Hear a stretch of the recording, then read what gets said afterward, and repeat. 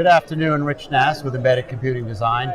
I'm at the NVIDIA campus in the Endeavor building where they're having a meetup here to talk about their new platform, their new Jetson platform. And I'm here with David Cardozo. He is a machine learning engineer, which is a very cool title, David, by the way.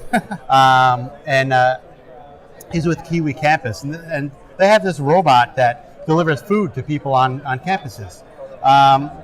What does that mean exactly? How does this work? How does this system work?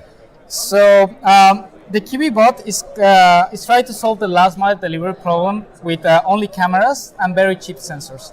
We think that the solution to the last mile delivery problem is going to be solved by robots that are cheap and that can be massively produced. Okay, so where does NVIDIA come in? I assume you're using a Jetson platform here. We use a Jetson TX2 platform. Okay. Right now on this iteration of the robot. It's been a very powerful machine because it had handled autonomous driving, sidewalk segmentation, and event detection neural net, and sidewalk segmentation. So, and object detection at around the speed of 25 frames per second using TensorRT technology, a proprietary technology of NVIDIA that actually can speed up your inference, your inference time for neural network inference. And you're obviously running from a battery because there's no wires here. Exactly, you can see it.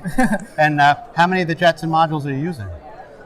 Just only one. We actually, in this iteration of the robot, we have the Jetson SDK there. Oh, really? Yeah. And just one? Just one. That's pretty impressive. Yeah, right now. And we're moving, in the next iteration, we're moving to our own design carrier board that for minimizing the space of the compute model, because the compute model, since all the SDK is actually behind the LCD screen.